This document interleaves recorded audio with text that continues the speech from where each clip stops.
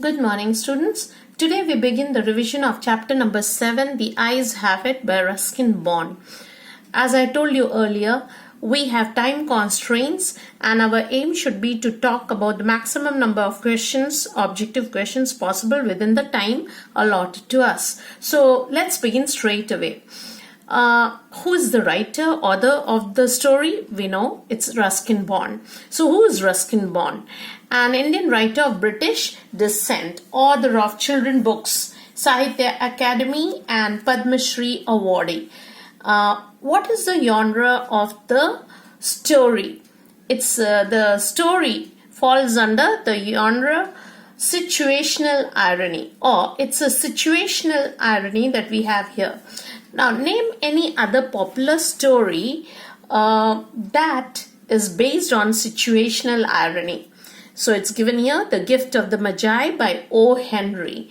Now, name how many characters are there in the story. So we have two main characters, the blind man and the blind girl, or the co-passenger. And there we have many three other minor characters in the story. So where is the setting of the story? The story is set, or it takes place in a train compartment. Who is the narrator of the story? The narrator of a story is a blind passenger sitting in an empty train compartment. So what was he doing there? He was traveling to Dehradun. Now, was there any other passenger in the train? No. So was he seated all alone throughout the journey? No. A girl got in at Rohana. So we begin from here. The actual story begins from this place and we begin our revision from here. So up to which station had the narrator traveled? So he traveled up to Rohana all alone. So who had come to see the girl off? The girl's parents had come to send her off at Rohana station. Why did the girl's parents seem to be anxious? So it's given here, anxious. Why were they anxious? They were anxious about, number one, her comfort. They were also anxious about she traveling all alone, the girl traveling all alone. So what instructions did the girl's mother or the woman gave the girl?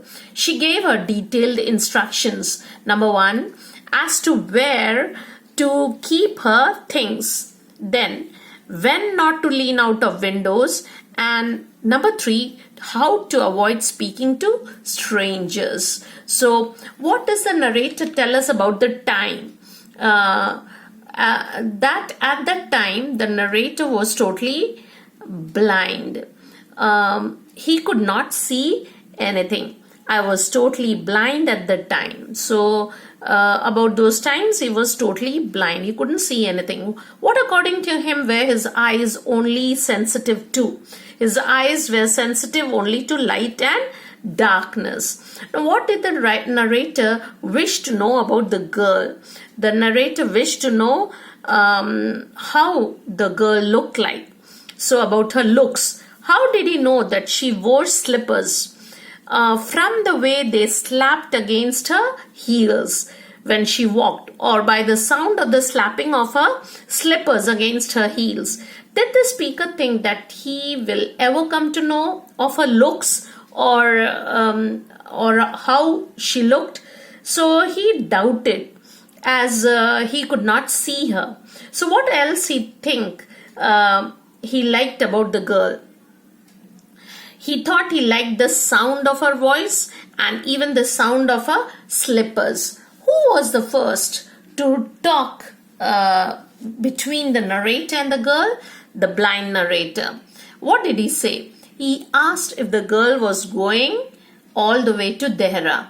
What happened when the narrator asked this question? So the girl was startled, or this surprised the girl, and she gave an exclamation saying that she didn't know that someone else was inside the compartment. So what did the narrator think of this incident? he thought that she did not see the narrator, maybe because he was sitting in a dark corner. So that is why she could not see him. So what is the philosophical comment made by the narrator on this incident? Here we have the philosophical comment in this paragraph. The narrator says that people with good eyesight often fail to see what is right in front of them, and this could be because they have too many sights or things to see, whereas people who cannot see can only take in the bare necessities, just what the other senses other than the eye can register. So that's what here it's given here. But what was the comment the narrator gave to her frightened or startled answer? So the narrator said that he didn't see her but heard her come in. Then, having said this, what did the narrator wonder? The narrator wondered whether the girl, if he would be able to prevent, whether he would be able to prevent her from, you can see it here, whether he would be able to prevent her from discovering that he was blind.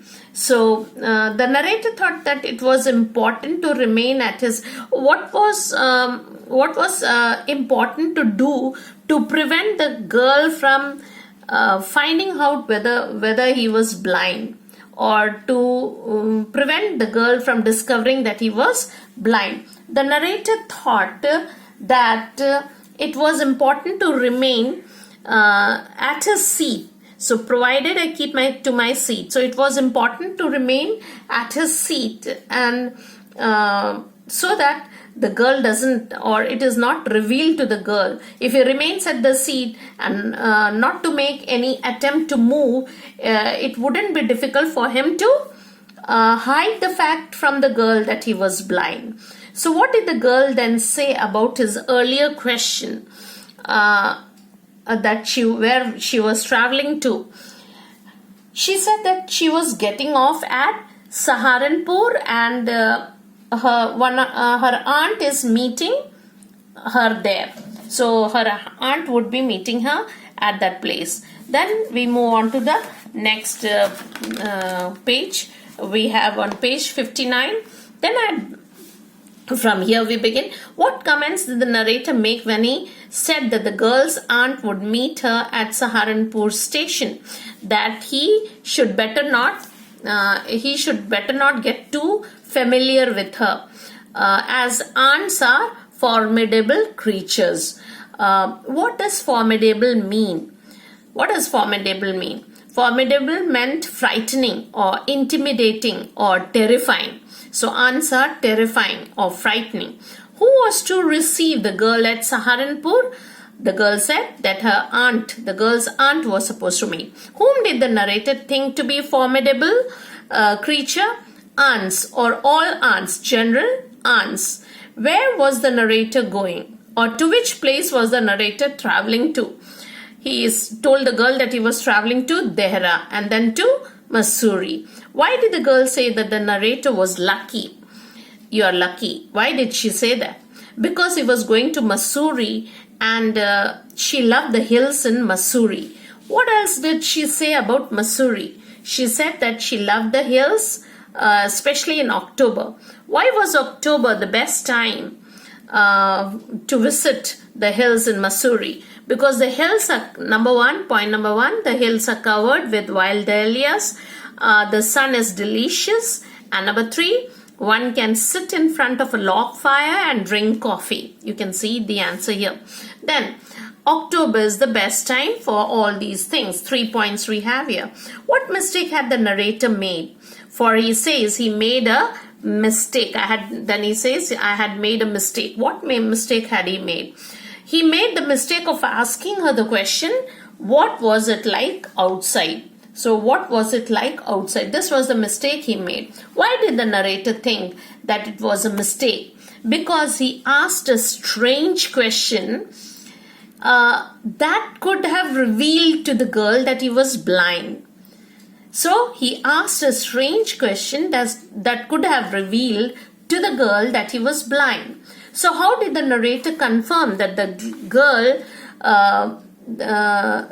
had not noticed or hadn't understood that he was blind? The narrator was convinced that the girl did not notice his blindness by the next question that she asks. She asked him, why doesn't he look out of the window? Why don't you look out of the window? She asked. So she asked him, why doesn't he look out of the window? So what pretense did the narrator make next? He pretended to study the landscape. The next is pretended to study the landscape outside the window. What did he see in his mind's eye? In his mind's eye, he could see the telegraph posts flashing by. So, what question did the narrator ask the girl to prove that he was a normal person? He asked her if she had noticed the moving, the trees, that the trees seemed to be moving while they seemed to be standing still. So let's move on to the next question on page number 60. So turning over to the next page, we are on page number 60, and let's begin from here. What remark did he pass about the girl's face? So he told her that you have an interesting face. So that was one of the remarks he passed. Why does he tell her that it was, why does he tell us that it was a safe remark? Because it could be safely said about anyone, pretty, not pretty, or even normal. So this was a safe remark for any type of person. What reply did the girl give for this?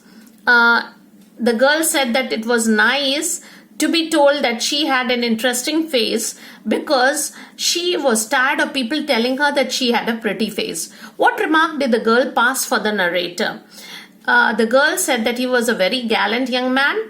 What else did the girl talk? She asked him why was he so serious. She also said that she is happy that if it was a short journey, for she could not bear to sit in a train for more than 2 to 3 hours, she said. So she could not bear sitting for 2 to 3 hours. What kind of a voice did the girl have? According to the narrator says that she had a sparkle of a mountain stream. Her voice had the sparkle of a mountain stream. What did the narrator think about his brief encounter with the girl? Would he remember her? The narrator would remember this brief encounter all through the journey, rest of the journey, and for some time after. So what did the narrator think of her hair?